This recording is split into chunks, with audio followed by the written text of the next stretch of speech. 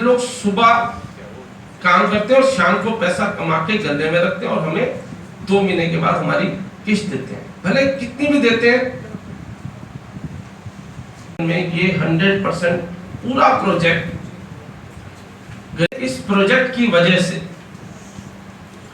आसपास के जितने बिल्डर हैं, भले बदलापुर हो, अंबरनाथ हो, वांगनी हो, शेलू हो, करजत हो, सब हिल गए। इतना सस्ता घर हमने दिया ना लोगों को कि इन लोगों का माल बिकना बंद हो गया, क्योंकि इनकी स्टार्टिंग ही 25 लाख 30 लाख, ये पेनल्टी वो penalty, development charges, parking charges, security charges 5-5 lakh लेते हैं। तो जब इस वजह से देखिए वहां के बिल्डर भी दुश्मन बन गए, और जब 400 करोड़ सुना तो सारी पार्टियों वाले भी दुश्मन बन गए। यार 400 करोड़, 400, अरे 400 करोड़ के लिए 600 करोड़ तो हम लगा चुके हैं, जिसकी आपको अभी रिपोर्ट भी दी जाएगी। 1 जुलाई को हमने सर्वे कराया था, 1 जुलाई को वकील का सर्वे था कि हमने अपने लिए कराया था कि हम कितना पैसा लगा चुके। पुश्ते 2 पुश्ते खत्म हो गई, उनको घर नहीं मिले। देखिए भावना, देखिए सीएम साहब की, मैं तो हैरान हूं। ऐसा जमीन से जुड़ा मुख्यमंत्री मुझे कह रहा है सीएम साहब की कितनी कामगार के लोग 2 पीढ़ियां, 2 मतलब एक मैं हूं, मेरे पिताजी हैं, उनके पिताजी, एक पीढ़ी खत्म हो गई, हम घर नहीं दे पाए। तो प्रॉपर्टी है, घर है, जो हमारे महाराष्ट्र के मुख्यमंत्री जी हैं जो घर दे रहे हैं। मैं ये नहीं कहता देने जा रहे हैं या देंगे, दे रहे हैं। अभी 26,200 लोगों को अगर मुख्यमंत्री जी गरीब लोगों को घर दे रहे हैं, घर बनाने के लिए पैसा दे रहे हैं, क्या आप बताओ गलत कर रहे हैं? सही बताना दोस्तों। क्या 2002 से बिल्डर हूं और 2002 से मेरा कॉलोनाइजिंग का काम है। पंजाब में, दिल्ली में हम बिल्डिंगें बना रहे हैं और यहाँ पर हमने बड़े लेवल पे काम स्टार्ट किया। ये वो सर्टिफिकेट है, ये मैं सार्वजनिक कर रहा हूँ। उसके बाद मेरे पे दूसरा इल्ज़ाम लगाया गया, 374 करोड़ रुपए ये सर्वे रिपोर्ट कह रही है कि साइड पे लग चुका है। 150 करोड़ रुपए की ज़मीन है, तो 500 सवा 500 करोड़ रुपए हम वहाँ पर लगा चुके हैं अपनी जेब से। चौथा इल्ज़ाम लगाया गया, सीबीआई की कस्टडी में 6 महीने रहे। सीबीआई से मैं एक्विटल हुआ हूँ, उसकी मैं कॉपी आपको सार्वजनिक करने जा रहा हूँ। ट्रायल कोर्ट चला और मैं बाइज्जत बरी होकर निकला।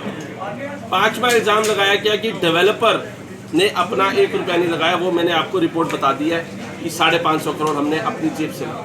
अब ऐसा नहीं लगता सर, ये वजह है जितने भी बिल्डर हैं वहाँ पर 100-150 बिल्डर जिनके फ्लैट 2 साल से नहीं बिके, जो 25-25, 30-30 लाख में फ्लैट बेच रहे थे, और जब उन्हें पता चला कि बाहर से पंजाब से आया डेवलपर 5,61,000 में घर दे रहा है, तो उनकी ज़मीनें भी नहीं बिक पा रही, फ्लैट नहीं बिक पा रहे। उन्होंने पूरा नेक्सस बनाया। पहले मुझे जान से मारने की धमकी दी गई, मुझे पीएम आवास योजना छोड़ने को मजबूर करा गया। पर जब मैंने देखा, उन्होंने देखा कि ये तो भैया पंजाब का पक्का आदमी बैठ गया है और गरीबों को घर देने का प्रण कर चुका है और ये दे के रहेगा, तो उन्होंने ये षड्यंत्र शुरू किया और मुझे बदनाम करने के लिए पूरा प्रयास किया। महाराज जी गरीबों का मसीहा है। मुख्यमंत्री जी ने जब देखा कि मैं गरीब लोगों के लिए घर बना रहा हूँ, 5,61,000 में 1 BHK के मैंने 4,000 फ्लैट बुक करे हैं, 11 लाख रुपए में मैं डेवलपर सेल में रेट बेच रहा हूँ। तो जब उन्होंने देखा कि 6,000 लोगों के ने फ्लैट आवेदन पत्र हमें दिया और हमने उनको अलॉटमेंट लेटर दी है, तो उन्होंने कहा कि चड्डा बिल्डर को ये पोजीशन देना ही है, गरीबों का सपना पूरा करना है और कुछ भी करके हम आपकी मदद करेंगे। भले आपको प्रशासन में दिक्कत आए, क्लियरेंस में दिक्कत आए, पुलिस की दिक्कत आए या फिर पैसे की दिक्कत आए, हम आपको पूरी मदद करेंगे, क्योंकि तुम मराठी मानुष को 26,200 घर देने जा रहे हो, गरीब लोगों को 26,200 घर देने जा रहे हो, क्योंकि तुम पहले डेवलपर हो जो बॉम्बे में 5,61,000 में 1 BHK के 4,000 आवेदन तुमने लिए। वो गरीब लोगों के घर बनाने के लिए उनका उद्देश्य है। गरीबों का घर, उनका एक ही सपना है, गरीब का घर हो अपना। और ये मुख्यमंत्री ऐसा है, आंखों में इसके आंसू आए जब मैंने बोला कि इतने परिवारों को हम घर देने जा रहे हैं। उन्होंने बोला आउट ऑफ द वे जाओ, तुम बस गरीबों को घर दो, मेरे मराठी मानुष को घर प्रोवाइड करो। बिल्डर लॉबी और कुछ पॉलिटिकल पार्टीज, मैं किसी का नाम नहीं लूँगा, मुझे भगाने की साजिश रची जा रही है, मेरे को जान से मारने की धमकी दी जा रही है।